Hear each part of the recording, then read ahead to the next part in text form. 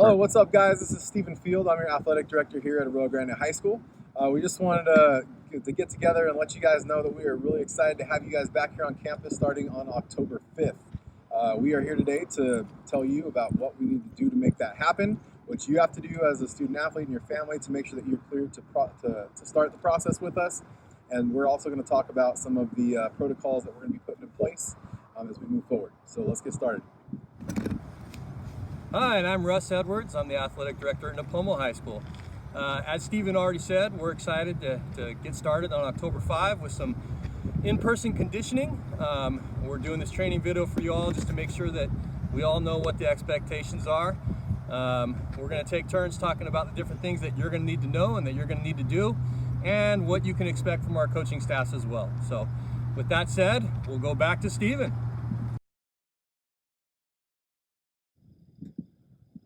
All right, guys, we're going to talk to you a little bit about the athletic clearance process.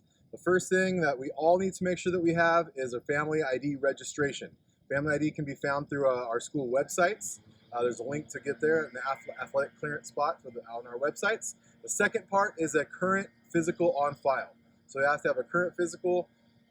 We have a form that can be downloaded and printed out from our website. Those are also available for pickup at the office, a hard copy of those if you'd like to. You need to make sure to take that into your doctor, receive your physical. He's clearing you off, saying that you are good to go and participate in athletics. So again, family ID registration online and a physical. If you haven't had your physical yet, jump on that right away, because that one could take a little time and postpone you and not let you go for a little while, okay, in order to participate.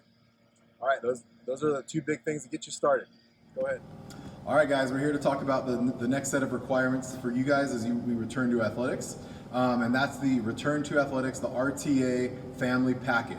Okay, the RTA Family Packet consists of a summary of the RTA plan for you and your family to review and look over. It consists of a description of those phases, a little bit more in detail of how we plan to progress through the process here of our return to play. It also has two waivers for you guys. So it has a waiver, essentially a release of liability waiver, saying that you are coming back knowing that there's potential of COVID. Also, there is agreeing to the protocols. By signing the second waiver, you are agreeing to the plan and what we're doing coming back. Okay. Now the packet is available in a few different ways. This is going to be emailed out to all families from Nipomo High School and Rio Grande High School via Parent Square. It will be available on our websites, on the athletic website, and it will also be available hard copies for pickup in the offices starting this Friday. All right. So again, the family packet. The most important thing for you guys, there's two waivers that need to be signed and completed by both student and parent, and those will be turned back into the office.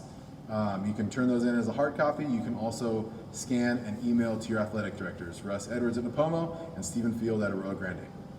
All right, guys, that includes all of your requirements. We'll talk a little more about that later. Thank you.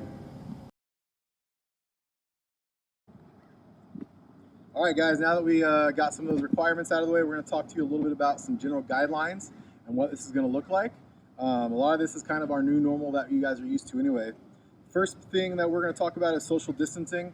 During this conditioning period, all teams, everybody needs to be social distanced completely, which means obviously no physical contact at all. Okay, so that's an important one. You will be in groups or cohorts. That group will have a maximum of 14 student athletes in it. And one coach to monitor those guys. Okay, so those that coach is going to stay solely responsible for that cohort and is not going to be allowed to coach any others. The same goes for you guys. Unfortunately, we can't. You're part of one group and one cohort. So that means that if you have two different sports that are starting to operate, we have to stick with one and stay with that sport. We can't be commingling and going in between the cohorts or the groups. And all activities will be outdoors. There will be no indoors, means no weight room, no gym, unfortunately. So everything's going to be outdoors to start with, and there's going to be a buffer zone between cohorts. So if we have group A working over here, there's going to be a buffer zone between those groups, so we're not mixing in and out of each other. With that being said, I'm going to hand it over to Coach Edwards, and he's going to talk to you a little bit about the questionnaire.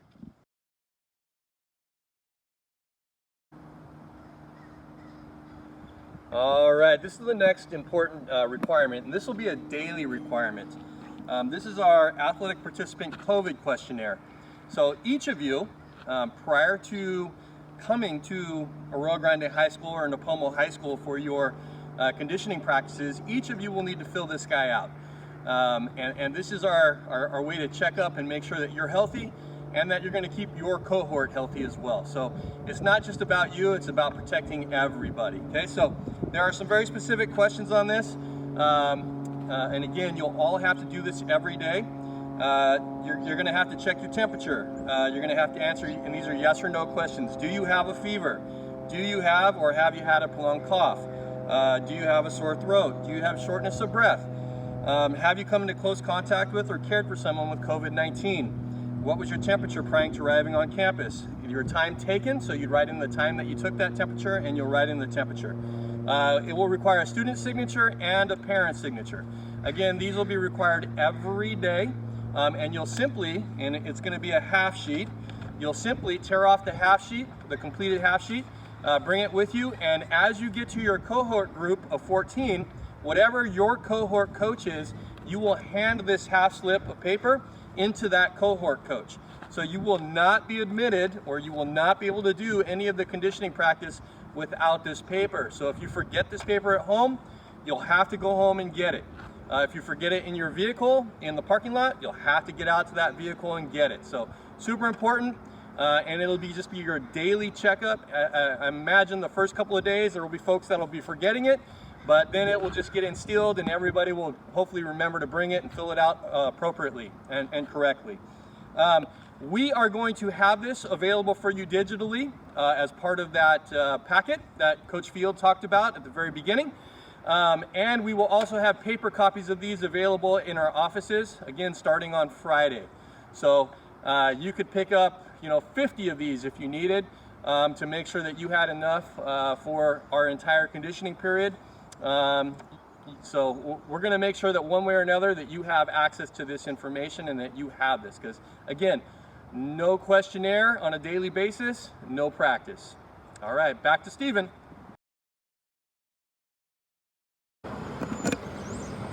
All right, we're back here at the pool. Figured we'd come to the pool to talk about hydration.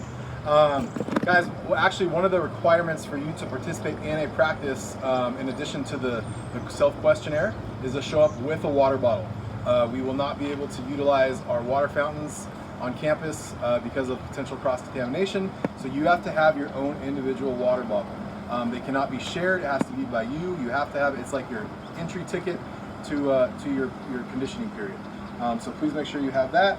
Hydration stations will be available throughout campus. Both campuses will be different, depend on the demand and the different facilities. So our athletic trainers will work with our coaches and you'll have that information when you start. But again, make sure you have your water bottle, make sure it's yours, and that is an entry into practice that day. That's it.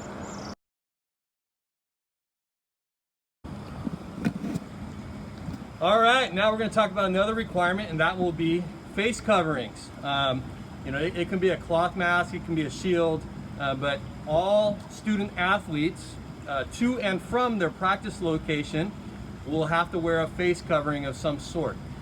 Coaches will be required to wear them all practice long. So coaches will have them on all practice long.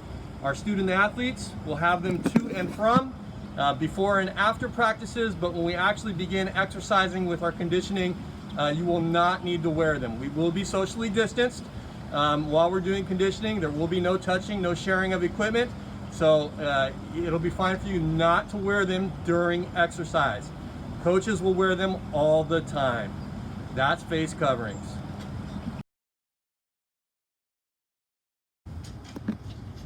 All right, guys. Our number one concern during this time and coming back is to keep you safe.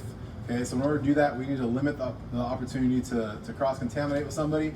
So with that being said, we're not going to be able to go into our locker rooms. They will not be accessible. You'll not be able to get into them. They will be locked. They will not be open for you if you ask. Okay, so it is of the utmost importance that you show up with your gear, everything that you need, and you depart with all the stuff that you brought with you after practice. So no locker rooms at all. Also with this, there will be no spectators during our conditioning time. This includes parents, sorry you can't come and watch practice, siblings, you can't bring your brother, little brother, little sister with you to hang out at practice. It's you coming to conditioning practice, and that's it. All right. Again, trying to limit the potential of exposure here. So no locker rooms and no spectators during practices, please.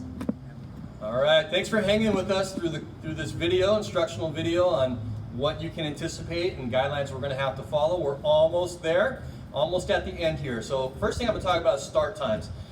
You will not be able to come to the school campus and hang out for any large amount of time. So really, if your team is starting at 3:30, if your cohort starting at 3:30, then you should not be arriving prior to 3:25. The idea here is that we're not all congregating in one place and hanging out and violating social distance requirements. So anticipate arriving 5 minutes before your practice start time, just enough time for you to get there, hand your self-questionnaire in to your cohort coach, and really be ready to practice. As Stephen has already said, you should show up in your practice gear, ready to go, and you'll leave in that same gear after practice. So that's start times. Make sure you get there just before your designated start time. And that information will continue to be shared out by email by both Stephen for Rio Grande High School and myself for Nipomo High School, as well as any changes that might happen. Restrooms. This is the last piece. There will be restrooms open on each campus, and what is going to be allowed is one user per restroom at a time. Okay, so on the Nipomo High School campus, we will have the normal summer swim restrooms open on the back side of campus there, which are restroom 81s. So that will be the restroom that will be open for usage, but again, it'll be one person using the restroom at a time. And now Stephen's going to let you know about Rio Grande High School's restroom that will be open.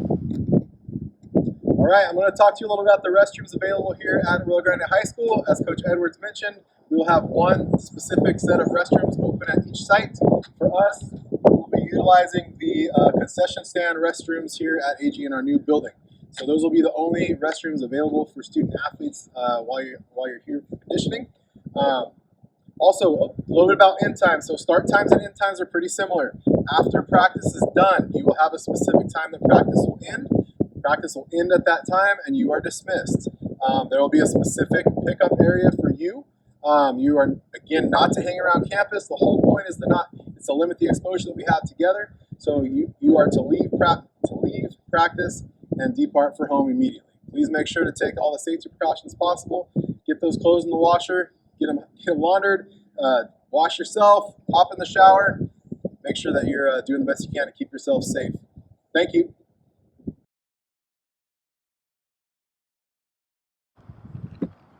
All right, guys, we're going to wrap it up here real quick.